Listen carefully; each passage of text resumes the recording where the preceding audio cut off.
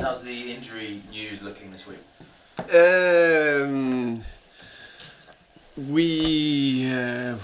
Injury news. I think Matthijs Jensen and Kammer Kocher are still out for weeks. They'll not return before after the international break. When exactly, we don't know exactly. Pontus is very, very close. It's about taking that decision when to throw him out there. It's still a long season. There's still a lot of games to go, so we need to take a good decision. Even then, of course, we would like to play him. You would like to play him because he's so important for you defensively? No, yeah, I think as a defensively and leader, I think we have 2-3 very good centre backs, but there's a reason why he's our captain, and he's been very good for us defensively and lifting the team. So of course you like him in there. But I guess the danger would be pushing him too soon. That's the thing. You don't want a setback. So when do you take that decision? And you never know when the decision is right. Sometimes you are a genius. Sometimes you weren't. So we try to push, but be sensible. So that's an ongoing discussion with Pontus and the medical staff. In terms of your promotion push, do you feel it's now back on track after a bit of a blip? Yeah, I think in this relentless league, everybody is having that blip, as you said. I think Leeds and West Brom had it over Christmas or in January. In general, I think Fulham had it over Christmas just before. We maybe had it these 5 games in terms of not picking up the results, but the performance was still decent, still fine. But the margin between teams is so little that it's so difficult to guess or even do a proper analysis of what is actually good or wrong. But overall, I think we are in a really good place, and I'm really pleased with the first 25 minutes against Sheffield Wednesday. I think they were absolutely bang up there, and it was very nice. I agree with you. It's also about results, so good to come back on track with confidence and the good feeling. And in terms of the next week, Fulham and then West Brom, could this be a defining week for your season?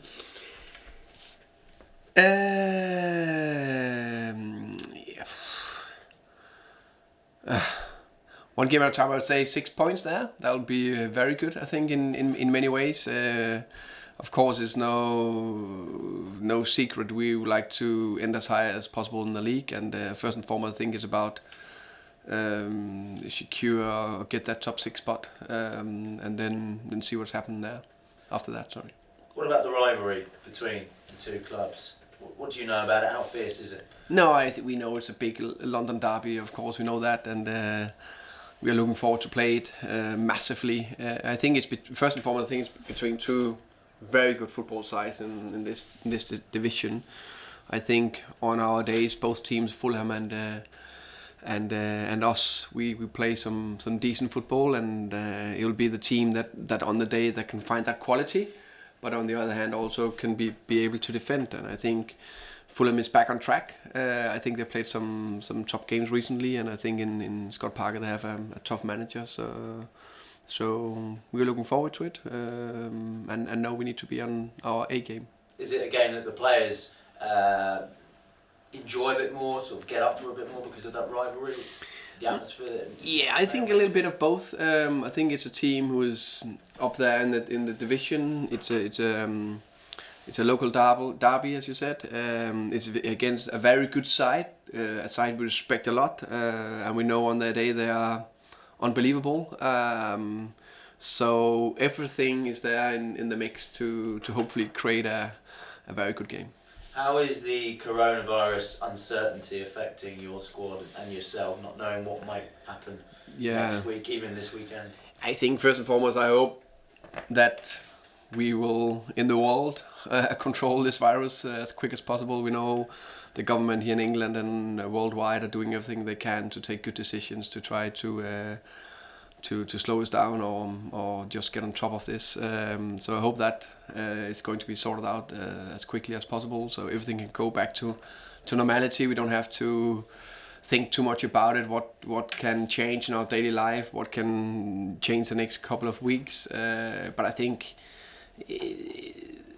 the most important thing is the social responsibility everybody have in terms of sorting this out. And so, of course, I think about it. What will change? How would it affect the daily work? And I'm from Denmark, and they just shut down more or less everything the last 12 hours. So of course I'm thinking about my family and friends over there. But I think I'm pretty sure all of us will sort it out. Are you surprised that the government haven't ordered games to be played behind closed doors? They haven't done it yet. Also. Not yet, no. Yeah. Are you surprised that they haven't? No, I think all countries are different, and I don't know too much about. But I know there's green zone, yellow zone, orange zone, and red zones, and we are still in a quite good place in UK. And I trust 100% they will take the right decision when they will take the decision, and we will follow the consequence of that. Thomas, if I can sort of ask you just one further on that particular issue, just in regards to preparation of the side, you can't sort of let those external factors have too much influence. You just have to focus on what you know is a fact at the moment, and the fact is you're playing Fulham tomorrow night, and West Bromwich Albion on Tuesday. 2 big games. That's all you've been able to do all week, I would imagine. No, yeah. We of course I think now this coronavirus stands out as the talk of the town, of course, and for natural reasons. But normally it could be everything else that affected me or the players, personal issues or whatever. And it's all about do our best to focus on our daily work, prepare for the game, train well, make a good plan for tomorrow, turn up and hopefully play a top game. Obviously this game, these two teams matched up in particular, lots of people from the outside will look at it and go, right, Watkins versus Mitrovic. When we spoke ahead of the game earlier in the season, you said you'd rather have Ollie than Mitrovic. Is there a little battle going on though? He's going to finish top scorer. It's quite nice to have a little side issue like that, isn't it? Yeah, I think it's nice that we have for me, the two best strikers in the division. Not only because of the goals they have scored, but also if you look at their abilities and qualities, I think they are two top strikers, and it's a nice little extra battle in the big battle in the game. And I'm looking forward to see that. I hope my centre backs they can control Mitrovic, and I hope that Ollie will terrify Fulham centre backs. But I'm pretty sure that both teams will be set up and ready to face Mitrovic for us and Ollie for them. You controlled Mitro in the first game early this season, and that is knowing where he's most potent, making sure he didn't get too many opportunities within that sector. Because when you know someone's strengths, you have to try and counteract that as much as possible. When you've got a quality striker, that's not always easy because they can get one chance and one goal. I mean, we've seen that with him a lot this season in other games. I was very pleased what we did last game, but every game is different, and we know it's a different story, and we know, as you just said there, Mitrovic don't need a lot of chances. He maybe is out of the game for 75 minutes, then he'll be there and score the crucial goal. So it's about defending with our lives and unbelievable big concentration and never 1 second think I think we're on top of him. No, because he'll just need a split second to score the crucial goal. And with big games like this, how controlled do you have to be as a coach, as a head coach, as a coaching team, not to risk a player such as Pontus, considering how important he could be and how many more important games there are to come in this season? I mean, you must be tempted to put him in, but how convinced you have to be? Is it 100% convinced? 95%? Where's the risk worth taking? Yeah, because there's a lot of grey areas in that area. Also, as a centre back, it's very rarely you play them 45 minutes and then stop them, or 60 minutes or something like that. Sometimes it's easier if it's another position. On the flip side, there is this grey area when are they ready and fit enough to go? He looks very good out there, so maybe I'm tempted to play him tomorrow. Maybe I'm not. We'll find out tomorrow. I'll wait for the team sheet. Yeah. In regards to the players that have come in, just some of the couple of the January signings in particular, so the Oxford boys, the Oxford pair as we like to call them. Yeah. What have you made of their development and progress into being involved in a championship squad? I think they've done well. I think we start with Shandon Baptiste. He of course, they need to adapt to a high level. They need to adapt to a specific style of play and a specific role. We try to work very hard with them every single day out there on training pitch, but also to show them video after from the training or from the match to learn how we want them to improve. But I think he's getting better and better.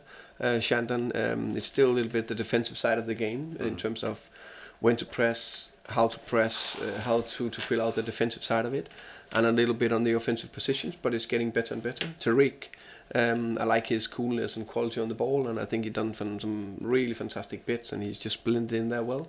But also the defensive side of the game, he's working very hard on his explosivity in terms of that burst pressing forward and the counter pressing we want.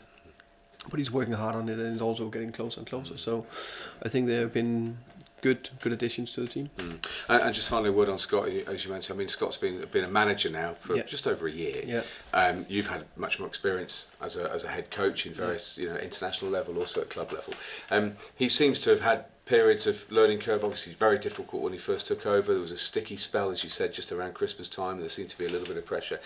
How important as a coach is it to actually not just get time, but also as part of your learning curve, to the tough times are where you learn a lot about yourself as well as your squad and what you can do as a head coach. Yeah, 100%. I think there's no doubt that Scott is one of the most talented managers or head coaches in this country, and I think him as a player, he was always a leader and a very intelligent player, and you can see he brought that into his management or coaching.